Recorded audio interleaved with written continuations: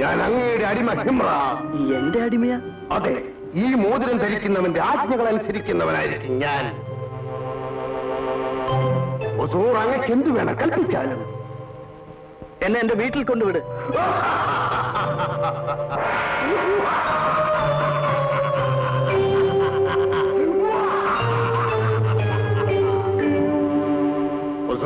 എന്റെ കയ്യിലേക്ക് കയറിക്കൊള്ളൂ.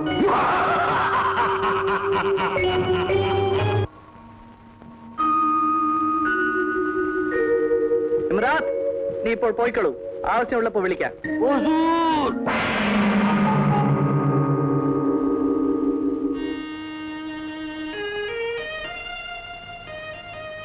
ഉമ്മ, എടാ നീ ഇങ്ങ് തിരിച്ചു വന്നോ? നന്നായി. എന്റെ മോൻ എളാപ്പാന്റെ കൂടെ പോയി കച്ചവടവും പഠിച്ച് കട തുറക്കാൻ വേണ്ടി വന്നതാണല്ലേ? അയ്യോ ഉമ്മ, അത് ഇളയാപ്പ അല്ലായിരുന്നു.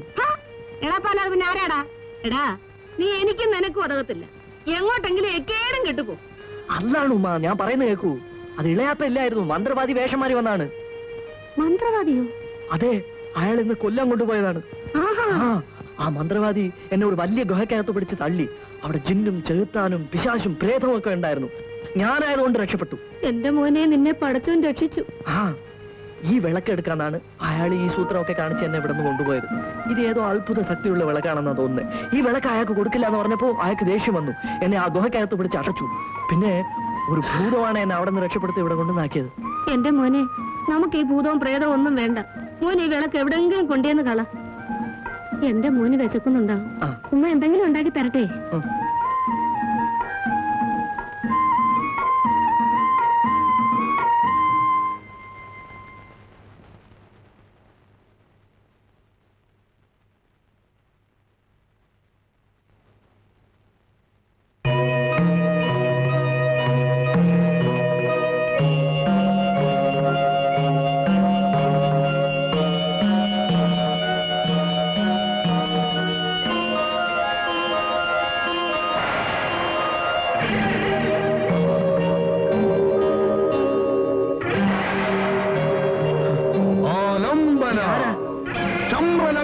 എന്ന ഭൂതമാണ് ഞാൻ.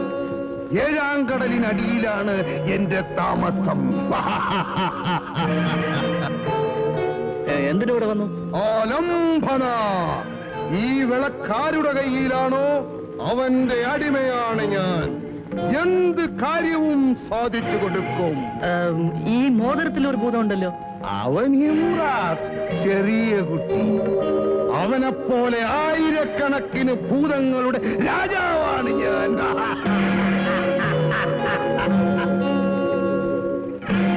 ഈ വിളക്ക് തേച്ചാൽ ഞാൻ പ്രത്യക്ഷപ്പെടും. പോകാൻ പറഞ്ഞാൽ പോകും. നിങ്ങളുടെ എല്ലാ ആഗ്രഹങ്ങളും ഞാൻ സാധിച്ചു തരും. എന്താണ് വേണ്ടത്? എനിക്ക് റൊട്ടിയും കോഴിയും വേണം.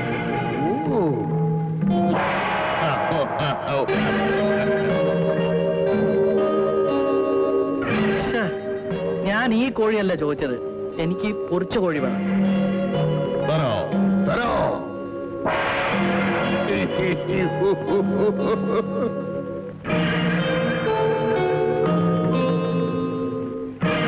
കൊള്ളാം, നന്നാക്കി. ഇനി അമീർ പോയിക്കോളൂ. ആവശ്യമുള്ളപ്പോ വിളിക്കാം.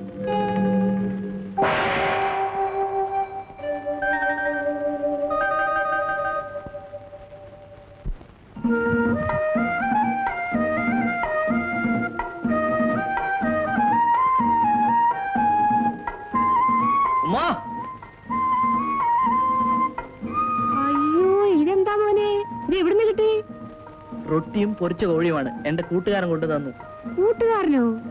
ഏത് കൂട്ടുകാരൻ? എനിക്ക് അങ്ങനെയൊക്കെ വലിയ വലിയ കൂട്ടുകാരൊക്കെ ഉണ്ട്. ഉമ്മത്തിനോ? ഇമ്രാൻ, എന്റെ എല്ലാ ശ്രമങ്ങളും പരാജയപ്പെട്ടു. ആ വിളക്കിലേക്ക് സ്വന്തമാക്കണം. അതിന് നീ എന്നെ സഹായിക്കണം, എന്നെ അനുഗ്രഹിക്കണം. ബഷീർ, അടുത്ത സൂര്യോദയം മുതൽ ഞാൻ വീണ്ടും ധ്യാനം ആരംഭിക്കാൻ പോകുകയാണ്. അതിനുവേണ്ടി എല്ലാ ഒരുക്കങ്ങളും നീ ഉടനെ ചെയ്യുക.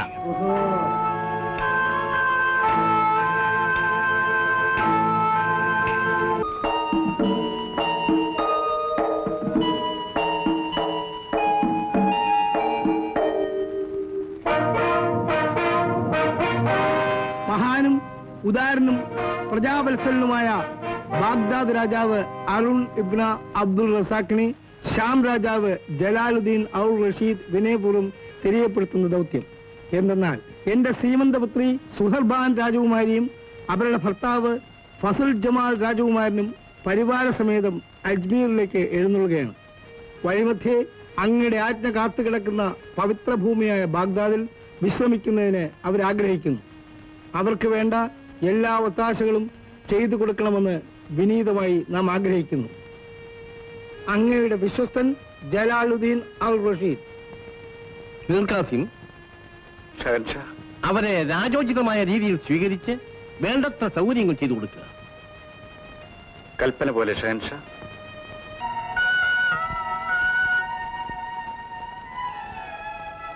സബാ, നിന്റെ പേരെന്താണ്? അലാവുദ്ദീൻ ഷാൻഷാ. നാളത്തെ സഭയിൽ നീ ഹാജരുണ്ടാവും. ആരവിടെ?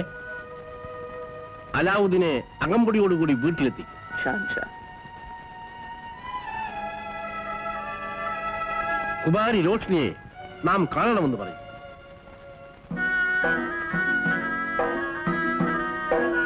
ബാപ്പാ, വരൂ മകളെ. നോക്കൂ, ശ്യാം ദേശത്തിലെ രാജകുമാരി സുഹർബാന്റെ ഭർത്താവ് ഫസുൽ ജമാൽ രാജകുമാരൻ. അങ്ങോട്ട് ചെല്ലും. സുഹർബാൻ നിന്നെയും കാത്തു നിൽപ്പുണ്ട്. അവരെ സ്വീകരിച്ച് വിശ്രമത്തിന് വേണ്ട ഏർപ്പാടുകൾ ചെയ്തു കൊടുക്കും.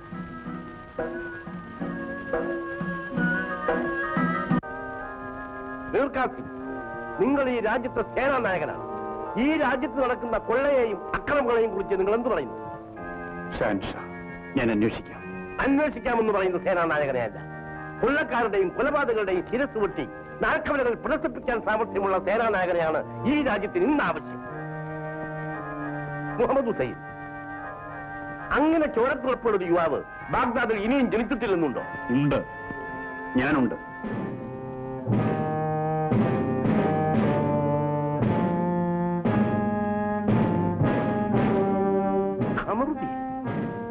അതെ ഷാൻഷാ. ഷാൻഷാ, പല യുദ്ധരംഗങ്ങളിലും ഈ സിംഹാസനത്തിന് വേണ്ടി ധീരമായി പൊരുതിയവനാണ് എന്റെ മകൻ കമറുദ്ദീൻ.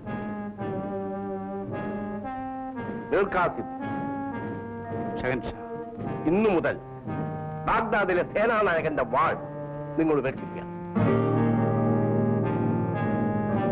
പകരം ബാഗ്ദാദിലെ ഖജനാവിന്റെ താക്കോൽ നാം നിങ്ങളെ ഏൽപ്പിക്കുന്നു. ഷഹൻഷാ, കൽപ്പന പോലെ.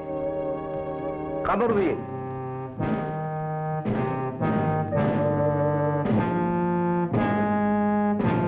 നമ്മുടെ പ്രധാനമന്ത്രി മുഹമ്മദ് ഹുസൈന്റെ പുത്രൻ കമറുദ്ദീനെ നാം ഇന്നു മുതൽ ബാഗ്ദാദിലെ സേനാനായകനായി നിയമിച്ചിരിക്കുന്നു.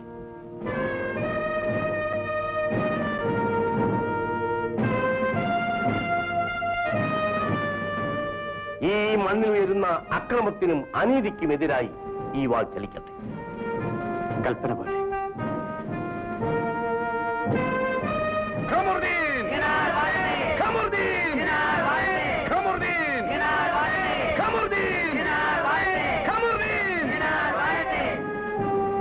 നമ്മുടെ അതിഥികളായി വന്ന ശ്യാംദേശ രാജകുമാരിയെയും അവരുടെ ഭർത്താവിനെയും കൊള്ളക്കാരിൽ നിന്നും രക്ഷിച്ച് നമ്മുടെ നാടിന്റെ അഭിമാനം കാത്തു സൂക്ഷിച്ച അലാവുദ്ദീന് ഒരു പാരിതോഷികം കൊടുക്കേണ്ടത് നമ്മുടെ കടമയാണ്. അലാവുദ്ദീൻ, അലാവുദ്ദീൻ, നിന്റെ ധീരത ഈ നാട്ടിൽ എല്ലാവർക്കും വഴികാട്ടിയായിരിക്കട്ടെ. നാം നിനക്കിത് സമ്മാനമായി നൽകുന്നു.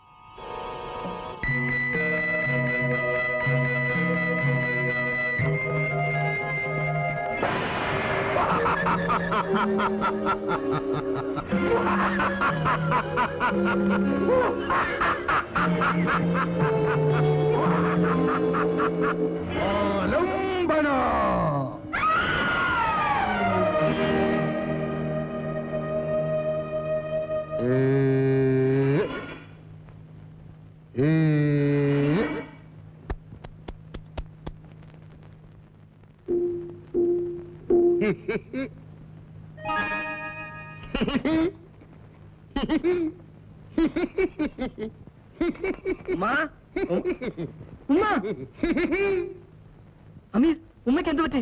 ആലംബന വിളക്ക് തേച്ചു, ഞാൻ വന്നു, എന്നെ കണ്ട് ഉമ്മ വീണു. പാവം. നിനക്ക് ബുദ്ധിയുണ്ടോ? ഉമ്മയുടെ മുമ്പിലാണോ പ്രത്യക്ഷപ്പെടുന്നത്? അയ്യോ, വെള്ളം എവിടെ? നീ മാറ്. ഉമ്മ, ഉമ്മ, ഉമ്മ.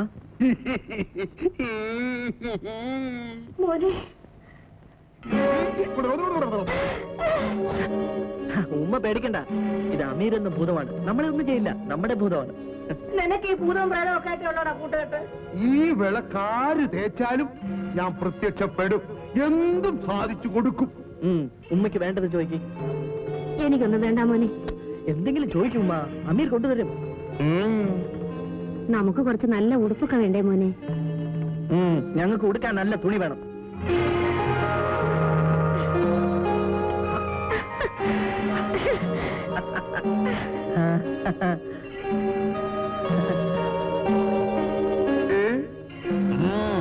ആവശ്യമുള്ളതെടുത്ത് ധരിച്ചോളൂ.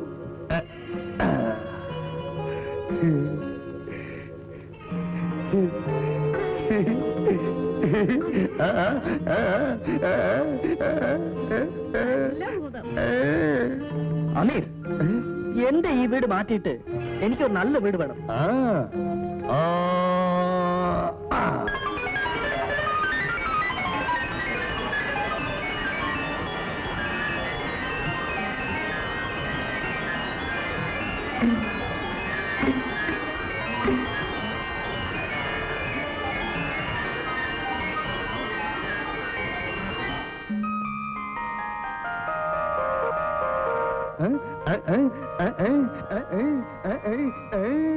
എടാ മോനെ, കൊള്ളാവനോടാ നിന്റെ ഭൂതം. ഇപ്പൊ മനസ്സിലായോ ഞാൻ ആരാണെന്ന്? ഞാൻ ഒന്നിനും കൊള്ളാത്തവനാണെന്ന് എന്നെ ചീത്ത വിളിച്ചില്ലേ?